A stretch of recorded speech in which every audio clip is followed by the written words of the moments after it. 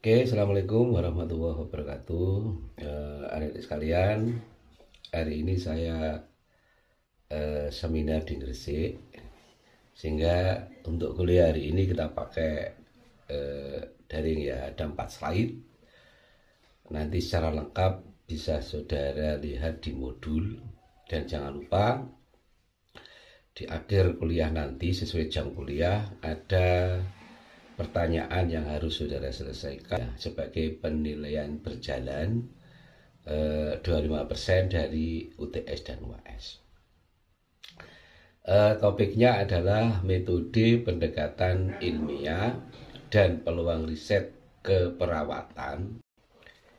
Permasalahan penelitian itu kesenjangan, ketidaksesuaian antara apa yang seharusnya dan apa yang ada dalam kenyataan. Kalau itu memang tidak sinkron, maka itu secara otomatis menjadi permasalahan penelitian antara yang diperlukan dengan yang tersedia. Itu kalau perlu penjelasan, maka itu juga merupakan permasalahan penelitian antara harapan dengan capaian. Nah, itu juga merupakan permasalahan. Nah, kalau kita lihat dari sisi kaidah ya, kok kasus gagal ginjal banyak ya, itu data. Nah, maka kita harus mencari permasalahan risetnya.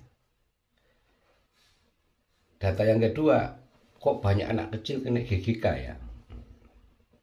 Maka mungkin yang menjadi pointer masalahnya adalah faktor-faktor apa saja yang menyebabkan anak kecil menderita gagal ginjal. Sebenarnya kita harus punya sifat alergi terhadap alasan apapun yang disampaikan oleh buku, oleh dosen, oleh saintis untuk kita buktikan dalam kaidah data. Jadi dulu pernah saya singgung, kalau menyuntik IV itu ya jarum menghadap ke atas. Itu kan betul secara ilmu. Tapi kita ingin membuktikan secara kaidah kuantitatif, apakah memang itu lebih cepat masuk, apakah itu kenyamanan atau nyerinya berkurang, apakah peluang untuk sekali masuk ada. Nah, itu masuk di permasalahan. Dan kita harus alergi dengan hal-hal seperti itu, sehingga kita teliti ulang.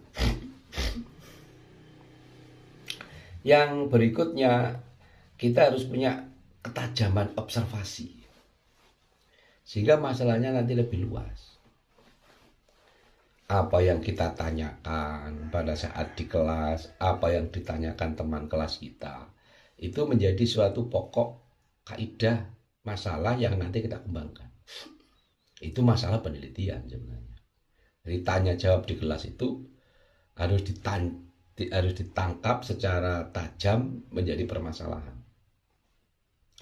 Dan yang terakhir, kita harus meragukan setiap kesimpulan yang tidak cukup bukti untuk kita buktikan dengan suatu penelitian. Jika semuanya itu dianggap memerlukan pembuktian, maka akan muncul masalah penelitian. Itu aja sebenarnya peluangnya itu. Peluang yang ada itu di situ sebenarnya.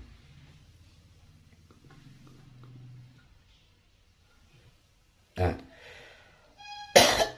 berikutnya, sebenarnya riset keperawatan atau kesehatan itu prioritasnya apa? Ya satu ya mencegah penyakit pada masyarakat. Promosi supaya tidak terjadi. Seperti contoh tadi, kita menemukan penelitian faktor-faktor yang menyebabkan GGK pada anak. Setelah ketemu kan, kita antisipasi bahwa anak itu jangan gini, jangan gini, jangan gitu. Sehingga menjadi alat untuk mencegah GGA tersebut. Misalnya penelitian kita, faktor potensi minum air sebelum tidur untuk mencegah gagal ginjal usia tua. Nah, kalau itu terbukti ya kan tinggal diumumkan bahwa salah satu efek minum sebelum tidur meskipun sedikit bisa mengurangi potensi gagal ginjal pada usia tua. Itu lingkupnya. Yang nomor 2, kalau permasalahannya diketahui, maka ada pencegahan perilaku dan lingkungan yang berakibat buruk pada masalah kesehatan. Jadi jangan ini, jangan itu, jangan ini, itu hasil penelitian. Dan itu kalau sudah menjadi suatu kaidah ilmu, maka dilakukan. Ya contoh kemarin lah, masalah COVID itu kan harus cuci tangan, harus pakai masker. Itu kan sebenarnya hasil dari suatu kaidah penelitian. Supaya tidak menularkan kepada orang lain. Nah, itu penelitian. Yang nomor 3, lingkupnya itu menentukan atau menguji model. Sering tahu kemarin kita kan, modelnya sudah betul enggak? Masa selamanya model ini kok begini? Maka saudara jangan heran, karena banyak penelitian akhirnya muncul berbagai model di dunia keperawatan. Model Convert, model Roy, model adaptasi, itu kan hasil penelitian itu. Menghasilkan model-model untuk program penyelesaian masalah kesehatan. Nah, itu hasil penelitian. Yang saudara baca hari ini misalnya jendela window, cara mengkaji nyeri, itu kan hasil penelitian. Setelah diteliti baru muncul ilmu itu. Nah, yang nomor berikutnya adalah menentukan efektivitas intervensi keperawatan. Nah, sebenarnya mahasiswa itu kan tidak boleh bingung. Kita itu banyak SOP, kita itu banyak intervensi yang perlu diuji dengan penelitian. Contoh sederhana ya, habis operasi misalnya ada room aktif, room pasif. Ini ilmunya ada, tapi perlu diteliti apakah ilmu yang sudah kita baca itu betul. Atau perlu tambahan kegiatan supaya mereka lebih cepat sesuai dengan target. Misalnya pada saat memasukkan kateter dengan jeli silokain ya. Kalau misalnya dikasih jeli steril dari cairan lidah buaya, bagaimana efeknya? Dan lain-lain. Melepas infus dengan pemberian betadine, ada yang dengan kasa steril, ada yang dengan alkohol. Apakah tidak ada yang lain? Misalnya dengan fig itu permen yang disterilkan, yang di situ ada rasa uapnya untuk mendorong filtrasi O2 sehingga hasil dari pencopotan infus semakin cepat sembuhnya. Itu kan bisa. Dan lain-lain. Nah, itu kita sebut efektivitas intervensi. Yang nomor 4, mengkaji pendekatan yang efektif, sama dengan model tadi ya. Jadi mencari pendekatan yang paling efektif. Contoh dulu ada teori bahwa untuk anak maternitas ya ini, untuk anak yang lahir BPLR itu diupayakan digendong dengan model kanguru. Itu hasil penelitian. Supaya apa?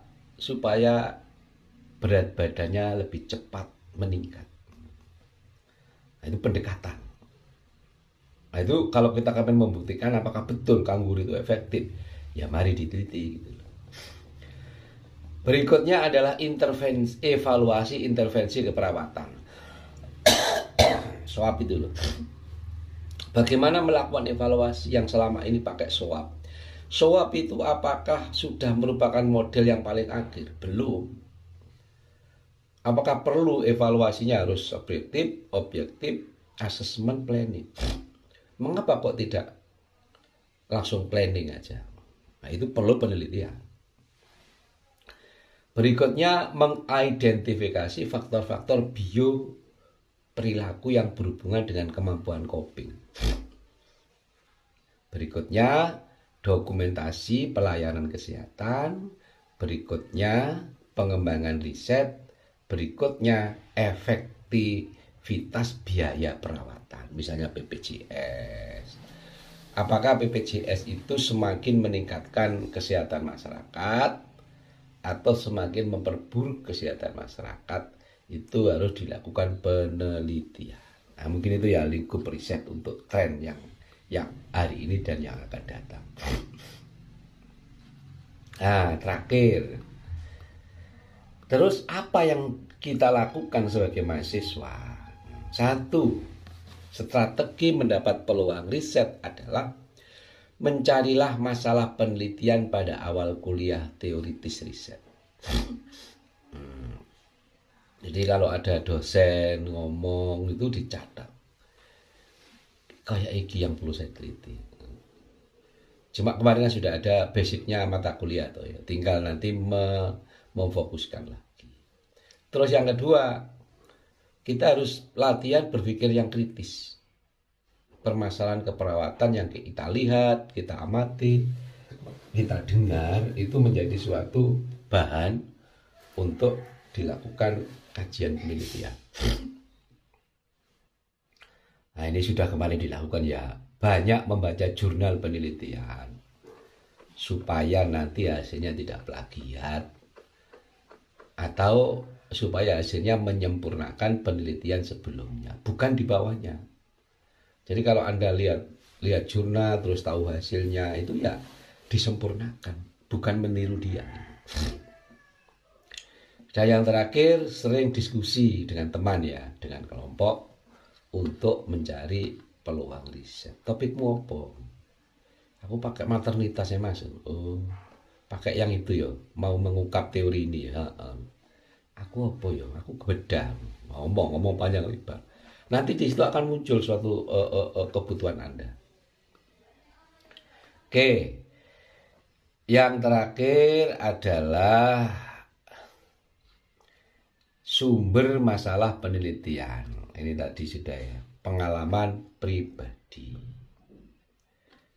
Apapun ini nanti dibaca di modul aja ya, biar tidak terlalu lama. Karena di modul nanti ada keterangan yang diperoleh secara kebetulan, kerja dan kontak profesional, dari penguji, dari analisa literatur dan lain sebagainya. Penelitian. Nah, nanti bisa dilihat di modul aja. Supaya penelitian itu merupakan suatu kebutuhan, maka harus didasari oleh beberapa hal. Yang pertama adalah bahwa penelitian itu karena frekuensi penyebaran masalah yang meningkat. Jadi, ada data. Tapi kalau menguji ilmu ya tidak usah data. Karena memang tujuannya untuk menguji. Tapi kalau mengandung permasalahan ya harus ada data. Jadi contoh gagal ginjal akut pada anak itu harus ada data. Tapi kalau Anda kepengen menguji infus dengan cara ini, itu cukup yang terjadi rencananya dilakukan kreativitas yang lain itu aja. Yang kedua, wilayah geografis yang terpengaruh. Kebanyakan di daerah mana? Misalnya DAF ya. Loh, mengapa kok di situ terjadi, di tempat yang lain kok enggak? Itu yang nanti mungkin dijadikan patokan wilayah ya. Sehingga nanti di data itu ada tempat. Terus kemungkinan faktor-faktor yang mempengaruhi masalah. Ini kemungkinan. Baru teori. Kan nanti kita cari saat penelitian. Dan upaya yang pernah dilakukan. Sehingga di latar belakang itu secara konseptual teori ada introduksi. Yang kedua ada data atau jumlah permasalahan. Yang ketiga ada patofisiologi, menggambarkan mengapa hal itu terjadi. Yang terakhir ada upaya yang dilakukan. Mungkin itu, mudah-mudahan sedikit paham. Secara lengkap silakan nanti dipahami di modul. Dan jangan lupa sebelum diakhiri jam 11 nanti Anda harus menyelesaikan soal. Terima kasih, sukses selalu, lanjutkan sesuai acara. Assalamualaikum warahmatullahi wabarakatuh.